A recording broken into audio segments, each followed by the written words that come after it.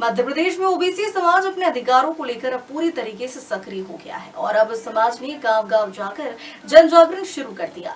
इसी क्रम में ओबीसी महासभा की जोड़ो रथ यात्रा मंडला जिले के अंजनिया पहुंची, जहां 4 अक्टूबर को मांद ग्राम में होने वाले ओबीसी महासम्मेलन की तैयारियों को लेकर व्यापक प्रचार प्रसार किया गया। मध्य प्रदेश में ओबीसी समाज अपने 27% आरक्षण की मांग को लेकर अब सड़कों पर उतरने को तैयार है। हाल ही में प्रदेश सरकार द्वारा इस मुद्दे पर सर्वदलीय बैठक जरूर की गई, लेकिन समाज को कोई ठोस नतीजा मिलता नहीं दिख रहा है। ओबीसी महासभा द्वारा चलाई जा रही ओबीसी जोड़ो रथ यात्रा इसी जन जागरण अभियान का हिस्सा है, जिनका उद्देश्य है अधिक से अधिक लोगों को 4 अक्टूबर को मंडला जिले के मांद ग्राम में होने वाले महासम्मेलन में शामिल करना।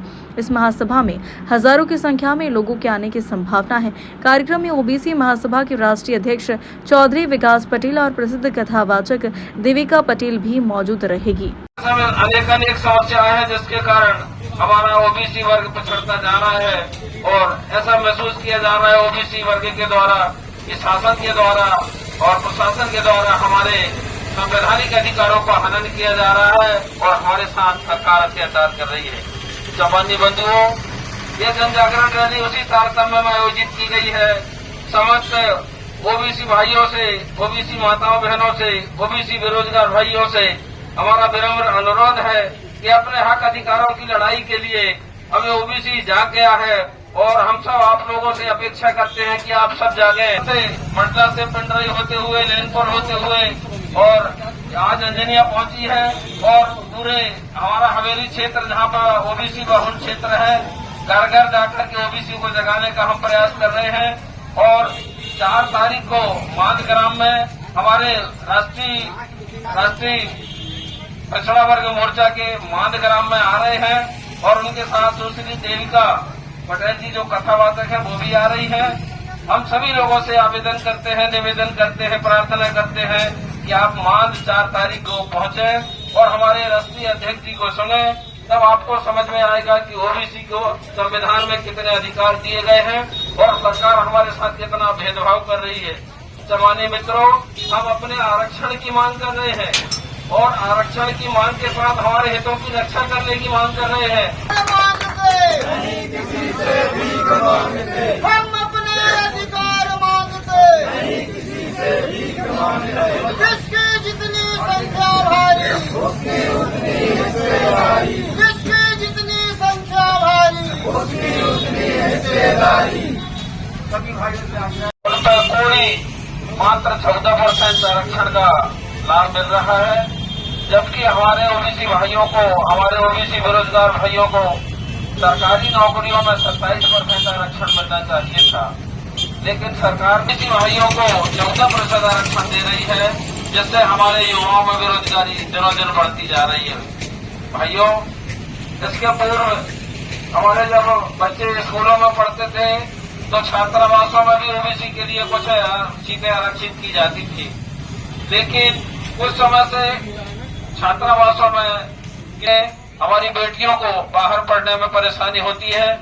जब छात्रावासों में जगह मिलती थी तो हमारी बेटियां बाहर रहकर के भी पढ़ाई कर लेती थी, लेकिन अब ऐसी सुविधाएं सरकार से बंद कर ओबीसी का कॉलम हो, जनगणना के फार्म में ओबीसी का कॉलम हो। जिसकी जितनी संख्या भारी, उसकी उतनी हिस्सेदारी, जिसकी जितनी संख्या भारी, उसकी उतनी हिस्सेदारी। हम अपना अधिकार मांगते, नहीं किसी से भीख मांगते, हम अपना अधिकार मांगते, नहीं किसी से भीख मांगते। आज अंजनिया नगर में ये सब देखते हो रहा है, हो रहा है, साथ ही मुख्य अतिथि के रूप में कथावाचिका देविका पटेल जी श्रीमान में आई। इसी संदर्भ में आदरणीय जिंदालाल हड्डा जी जो राष्ट्रीय किसान मोर्चा के जिला अध्यक्ष है, उनसे आग्रह करता हूं कि हमें 2% संबोधित करने का फैसला करें। भाई जिंदालाल जी हड्डा, ओबीसी की जो जातियां हैं उन्हें संविधान में 27% आरक्षण देने का प्रावधान है, परंतु मध्य प्रदेश सरकार में ओबीसी भाइयों को चाहे वो प्रशासनिक पद, जो ओबीसी जनजागरण यात्रा जो है 26 सितंबर 2025 से चालू हुई है और वह 4/10/2025 तक चलेगी। इसमें हम ओबीसी वर्ग के लोगों को गांव-गांव जाकर के उनके हक अधिकारों के संबंध में उनको जागृत कर रहे हैं और साथ ही हमारे उस कार्यक्रम जो सम्मेलन मान में हो रहा है उसमें हमारे राष्ट्रीय अध्यक्ष चौधरी विकास पटेल और कथावाचक हमारी देविका पटेल जी उपस्थित हो रही हैं जो ओबीसी समाज को संबोधित करेंगी। ये 4/10/2025 को ग्राम मान में होने वाला है कार्यक्रम 1 बजे दिन से।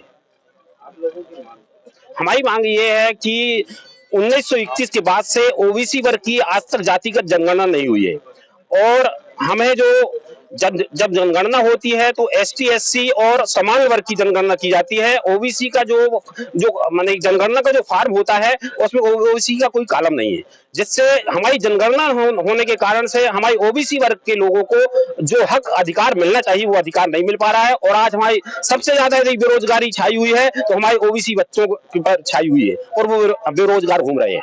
इस हक अधिकार के लिए हम लोग गांव-गांव जागरण फैला रहे हैं और आने वाले कल में 4 तारीख के बाद जो है हमारी गांव-गांव बैठक होकर के एक बृहद आंदोलन जो है मंडला में प्रारंभ किया जाएगा। नहीं, मुख्यमंत्री जी के द्वारा जो है सर्वदलीय बैठक बुलाई गई थी, उसमें सर्वदल के लोग आकर के जो है ओबीसी के हक अधिकारों के लिए उन्होंने कहा और सभी लोग समर्थन व्यक्त किए हैं, परंतु उसके बाद ही जो है हमारे यहाँ पुलिस की भर्ती निकली, फिर उसमें जो है ओबीसी को मात्र 14% आरक्षण की घोषणा की गई है और 27% जो मिलना चाहिए वो हक अधिकार नहीं मिल रहा है। इससे ऐसा महसूस होता है, अब दोनों राजनीतिक दल तो कह रहे हैं कि ओबीसी की जातिगत जनगणना करवाएंगे, परंतु कब करवाएंगे? जब हमारे बच्चे लोग जब पूरी तरह बेरोजगार हो जाएंगे तब यदि जनगणना होती है तो उससे क्या फायदा ओबीसी को मिलने वाला है? तो मेरे को ऐसा लगता है कि कथनी और करनी में बहुत अंतर समझ में आ रहा है। ओबीसी जन जागरण यात्रा का आज 5वां दिन है और 5वें दिन में ग्राममान हम लोग प्रस्थान करेंगे। उसके पहले अंजनिया में सभा का रूप लिया गया है। ये जो ओबीसी समाज है जातियों में बटा हुआ समाज है। 3743 जातियां हैं। इसके संगठन तो थे, जातियों के संगठन थे।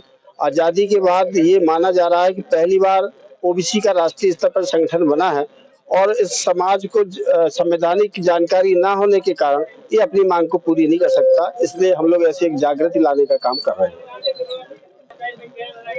जी हाँ, 6 तारीख को दिल्ली में शिक्षा बचाओ शिक्षक बचाओ आंदोलन के अंतर्गत बहुत बड़ी एक रैली होगी, जिसके अध्यक्षता सम्माननीय चौधरी विकास पटेल जी नई दिल्ली में करने जा रहे हैं। उसमें हमारे यहाँ से भी लगभग 20-25 लोग उसमें जाएंगे। 4 तारीख के कार्यक्रम में मुख्य रूप से राष्ट्रीय अध्यक्ष चौधरी विकास पटेल जी, राष्ट्रीय पिछड़ा वर्ग मोर्चा और एक कथावाचिका है जबलपुर की सुश्री देविका पटेल, उनका आगमन हो रहा है। साथ में ओबीसी महासभा के प्रांताध्यक्ष भी रहेंगे और राष्ट्रीय पिछड़ा वर्ग मोर्चा के प्रांतीय अध्यक्ष भी रहेंगे और आसपास के 8-10 जिले के जिला अध्यक्ष भी पहुंचेंगे। बहुत बहुत धन्यवाद मीडिया भाइयों से। हम आग्रह करते हैं मीडिया के भाइयों से कि हमारी बात को, जन जागरण यात्रा की बात को, ओबीसी के जागरण की बात को मीडिया के माध्यम से जन जन तक पहुंचाने का काम आप करेंगे, ऐसा हमें विश्वास है।